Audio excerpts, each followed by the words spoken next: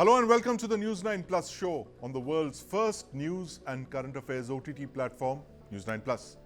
The Agnipath scheme was announced by the Indian government in June 2022. Now, since its inception, it's faced criticism. These criticisms have been regarding job security, pension benefits, and more importantly, the overall effectiveness of the Agniveers in the armed forces. In the just concluded parliament session, there was a heated debate between opposition leader Rahul Gandhi and Defence Minister Rajnath Singh over the compensation paid to an Agniveer who had lost his life in the line of duty. And today I have with me a guest who has stressed the importance of maintaining a youthful army and who has said that Agniveers who have joined the army are performing well.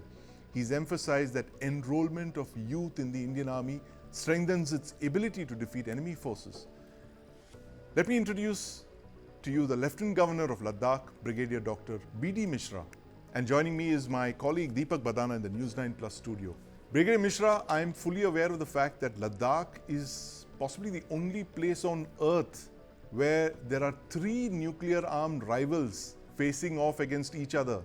You have a hostile Pakistan to your west, and now post 2020, you have a hostile China to the north. And this is possibly where the China-Pakistan nexus plays out on the ground.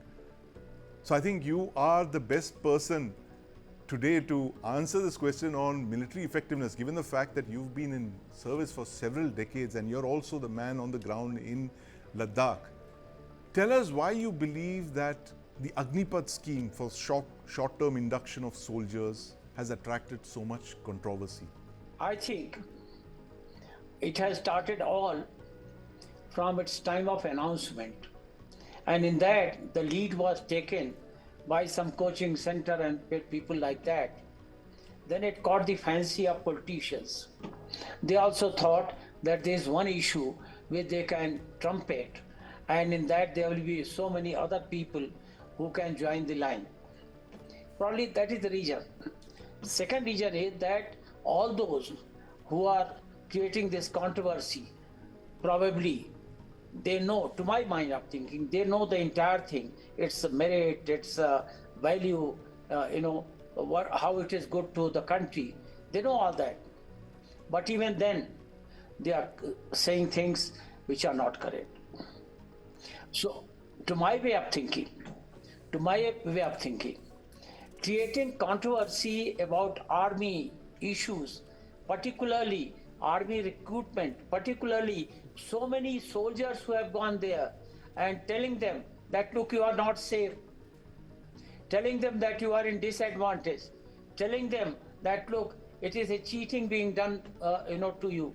I think this is against the interest of the nation. Absolutely. Politicization of the armed forces, Brigadier Mishra, is something that we should avoid.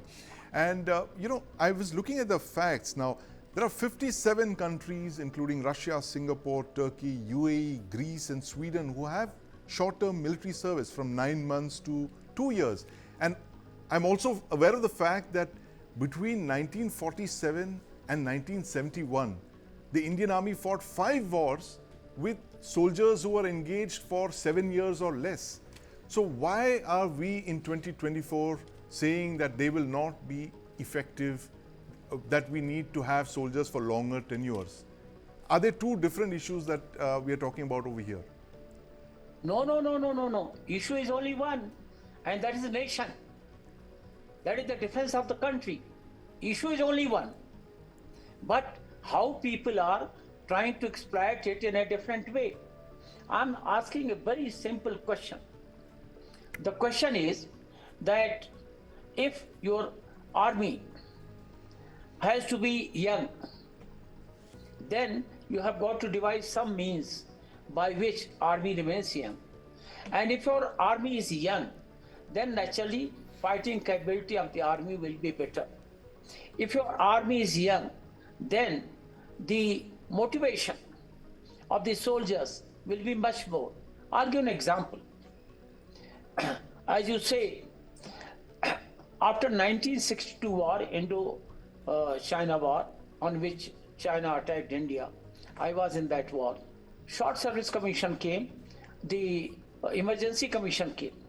Then there was 1965 war, there was 1971 war, then there was Kargil war. If you take the entire gallantry award index, you'll find that short service commission officers, they fought so well, they got gallantry, top gallantries. Now, if that is so, then the question does not arise that a man who has been trained for 3 years, 2 years, 1.5 years, and a man who has got leader who are there, young people, and then he has got regiment, he has got battalion, he's got a complete group, and then he will not fight for the country because his terms are not there. It is ridiculous. And I'm very positive about the whole thing. The whole thing is probably criticism for the criticism's sake, opposition for the opposition's sake, lack of support for the different kind of logic. But what damage is being done, that those people don't know. They are very responsible people who are talking about it, talking against it.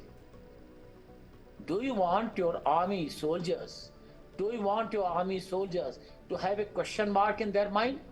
Are you creating that question mark which will benefit the country, which will benefit the nation, which will benefit the defense of the nation? The idea is being planted. Why should they fight? I meet all these people because I have got very close contact with the army. Recently, yes. I visited 7th Battalion of the Madras Regiment, which I had commanded. And the Agniveer people, I interacted with them. I found them full of motivation. They are doing so well. Commanding officer was saying that they are doing very well. Now, right. The doubt is being created in their mind, which is not fact, not based on fact.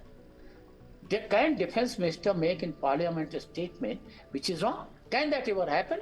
Brigadier Mishra, the comparisons are being drawn to this politicization that in a decade ago you had the BJP that took up the issue of one rank, one pension when the UPA was in power, the Congress-led UPA was in power. And today, 10 years later, you have the Congress now taking up the Agnipath issue, opposing it, saying it should be scrapped.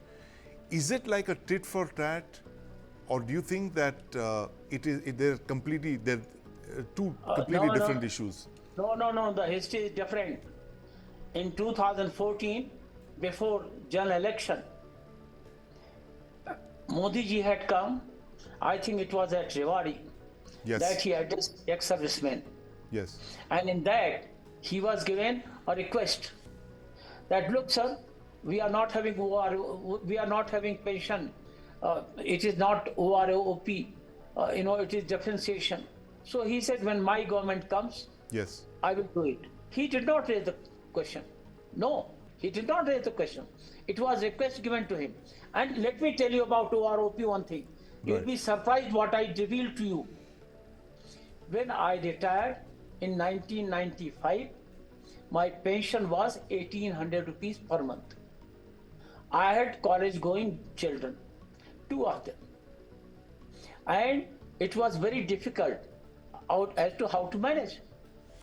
But after OROP, in 2017, when I became governor of Arunachal Pradesh, when I got my first pay, my pay was only 6,000 rupees more than my pension. Today, no ex-serviceman can say yes. that he cannot live within his pension unless he has got bad habits. Right. Unless he is spendthrift. Has somebody talked to anybody about it? Those who are saying that. Now, this OROP thing, it was not an issue taken up by anybody because that issue was for 47 years. Yes. It was not addressed.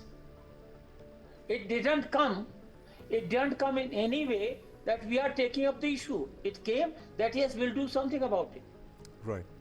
Something was done. And the advantage is today advantage is that I'm Lieutenant Governor today here. Yes. My pension, of course, I discount it, return it to the government because that is the rule. My pension is more than 60% of my pay. Can it happen ever? 60% of Brigadier Mishra, that's an interesting point that you've mentioned, the fact that your pension is more than your pay.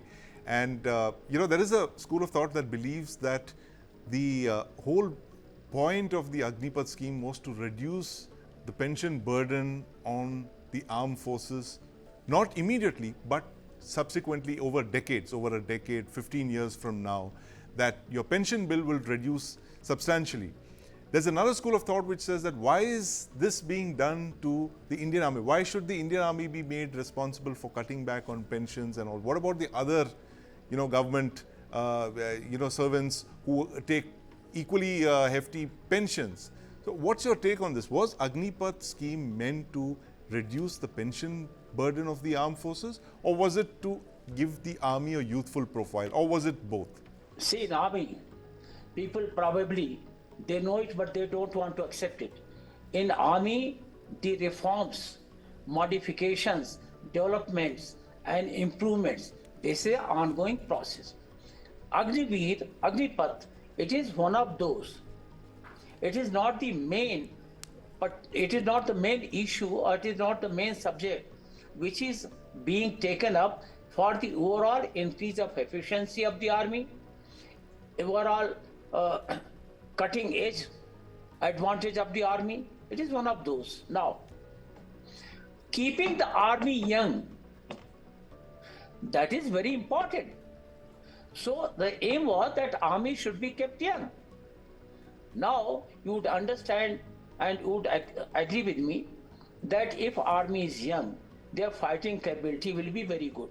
Now, what is counter argument being brought is, and very, I think, very incorrectly, that a man, he will think, how many years I'm going to be here, then I go and fight the war. How can that happen? Has it happened? Has it happened after emergency commission? Has it happened after short service commission? And second point is that in the process, if there is some saving which can be put in armament or any other thing, what is wrong with it? And second point is that you would be surprised. In 1962 war, we had only cotton trousers, and we had only Angola shirt, and then we had jersey which has 50% jute and 50% wool. Right. It was said that the Indian Army lacked everything except courage in 1962. Yeah. Even higher direction was very faulty. Even higher direction of war was very faulty. At the apex political leadership, very faulty. It was not cared for right from 1948 to 1962. Though the lessons learned from 1948 should have been taken into account. Now, the issue is that the aim of Agniveer, it is very wrongly being portrayed. Right. For a country, India is no more poor country. Yes. We have gone from 12 ranking to 5. We are going to be number 3 in the world. Yes. India is not a poor country. But India certainly needs better army. India certainly needs young army. Do you know that if anybody, or civilian or anybody, looks at an army man, he or she calls him Jawan? Yes. You know that army men are known as Jawan. Why? Because they are supposed to be capable. They are supposed to be daring. They are supposed to be gallant. And how it comes and in whom it comes in a Jawan. And Jawan means young. Right. So, such a big project and such a good project, if it is being taken out and army is being demoralized and effort is being made to put question mark in the mind of those people on whom we are depending for the defense of the country. Yes. It is sad. Absolutely. But Governor Mishra, there is another viewpoint which some very respected veterans have put out, which is that given India's challenges of a two-front war and Ladakh, where you are speaking to us from presently, faces both these adversaries, and all our contested boundaries are in the high altitude regions, in the Himalayan regions. Mountains swallow troops, they say. The kind of warfare that you would need to fight possibly with one or two of these adversaries will need large numbers of manpower, soldiers, and that is something that the Agnipath might not be doing, because it's actually cutting down the size of the Indian army. You're bringing it down to lesser than what it was, whereas the threats have increased in the last 4 years particularly. What's your response to that? Army strength is decided, it is pegged, it is by Act of Parliament. Recruitment takes place according to that. And if you are saying that, look, 100% people are taken and 75% people go out, only 25% remain, and therefore army strength is coming down by 75%. No, that is not that. The matching recruitment always takes place, and the number which is pegged, it is being tried to keep that number, despite the fact that Agniveer people and Agnipath recruitment that has got retrenchment, or that has got this depletion of strength, that is being catered for. It will not be so that Agnipath, when it comes, Agniveer, when they come, 75% people will go back, and therefore 25% army will be only there. No, it is wrong idea. The recruitment is so being planned that army strength is kept despite the moving out of 75% of Agniveer, from the forces. It will not be that army strength will come down. Army strength, there is a total recruitment directorate. They are planning day in and day out that our recruitment should be maximum. Even for officers, there is deficiency of officers. Yes. But there is no Agnipath in that one, no? Still there is deficiency, because the selection criteria, the standard of selection, that is kept absolutely undiluted. So due to that, there is shortage, but that also is being filled. Right. And second point is that the match between the manpower and match between the machine and manpower, that has got to be kept very optimum in Indian Army. Right, absolutely. It is not only man who fights, it is Yes. a man who fights and who is behind the machine. Right. So, Governor Mishra, do you believe that the Agnipath scheme in its present form is absolutely fit for purpose, and there's no changes whatsoever that are required in this? Or do you believe, like what the Indian Army thinks, that there are some changes that need to be brought about in it? If so, what are your views on this? See, there's nothing which does not require improvement.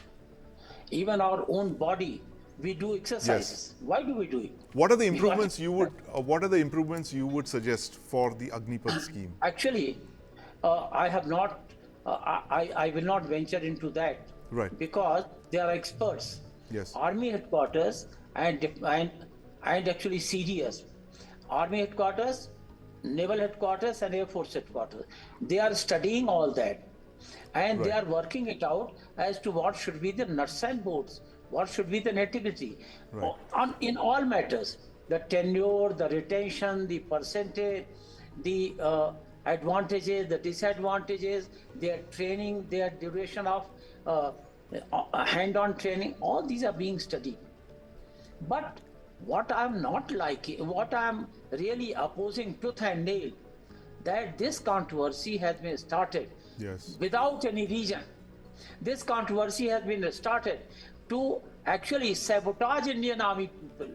This controversy has been started to make a dent in the efficiency of the Indian Army. And this controversy has been started to mitigate the extent of the defense required for our country. That is what I'm opposing. There might be some people, even from armed forces, who may have a different colored glass, to Yes. look at it. Or they may have some alignment. They may have some alignment. But if you take it this way, that anything concerning Army, Navy, or Air Force. Yes. It cannot be thrust on them because they are responsible for the defense of the country. Absolutely. Why will they accept a thing? Yes. Why will they accept a thing which is going to mitigate their performance? Absolutely. Well said. Yes. More so in the defense of the country. It doesn't suit the nation. Right. So I think all this, one must think that nation comes first, nation security comes first, and politics comes, I think, last. Absolutely. Nation comes first, the nation's security comes first, and that was Governor Mishra, Lieutenant Governor of Ladakh, for you talking to us on why he believes that the Agnipath scheme in its present incarnation is absolutely fit for purpose. It might require changes, but let the armed forces decide. As they have so far, this is a scheme that the armed forces have proposed, and this is a scheme that they've implemented. So whatever changes that need to be done, leave it to the armed forces. Governor Mishra, thank you very much for joining us on the News 9 Plus show. Thank you.